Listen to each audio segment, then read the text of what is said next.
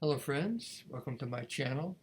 This violin lesson is on the Kreutzer Etude number 24. I chose this to record because of just having done some special videos about octaves, both fingered octaves and 1/4 octaves, and I noticed this piece is a very good example of a nice exercise to practice your 1/4 octaves.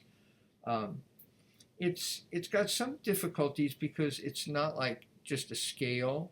There are some etudes which specialize in scales. This one is more jumping, where you have to visualize the interval that you're jumping to. For example, in measure 1, 2, 3, 4, 5, in measure 6, you've got open 2. Well, the first, you're already in second position, going to, in second position playing a 2 on the A, and then the 1/4. But then in the second part of that measure, you're going from B flat to D, it's major third, and then from D to G, there's a perfect fourth. You have to visualize that and have the skill in your left hand to keep the good octave shape, so that, again, there's your practice in scales and arpeggios. Will make that fairly easy.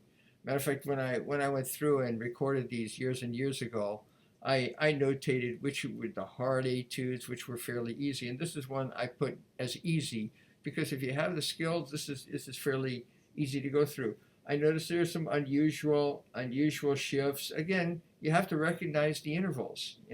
Going across strings, intervals are no big deal. You just notice in relation, if you're playing a second finger F on the D string, and you're playing a third finger D on the A string, it's a whole step across strings. You don't have to think, oh, it's a 6. The 6 doesn't make any difference. It's just the distance across strings that your finger are. But now, if I were shifting from, let's say, a first finger F on the D string to a D, then I need to be conscious. Oh, that's F natural to D. That's a major sixth. So just be aware of the intervals. If you're playing on the same string, you need to know what the intervals are. If you're going across strings, just know the relationship between the fingers. So this piece is not that difficult. In my part, this in the Peters edition, they have dots, and I experimented when I want to play this off the string. And as you go through the piece, to me, the dots just indicates détaché, grand détaché, because you start down, then you got up, down, up. You got a bunch of ups, and if I'm going to have to try to play that off the string, I'm going to have to play in the lower part of the bow, and then you get to the measures that have two slurred, two separate, two slurred, two separate. It gets crazy and too picky. I think it defeats the purpose of the etude to try to take these off the string. So I'm just taking these dots as separate grand détaché. I've seen it in Beethoven quite a bit. And of course, Kreutzer was working in that time frame with Beethoven, and all they mean is not slurred, separate.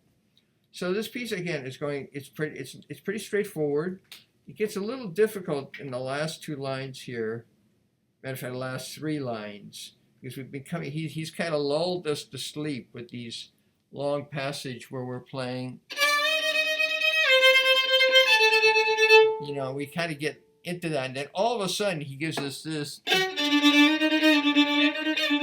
and then this interesting passage. I would recommend in this one, this is, I don't know, I don't have the measure numbers marked down here, but it's a little bit before the end, maybe 10 bars before the end.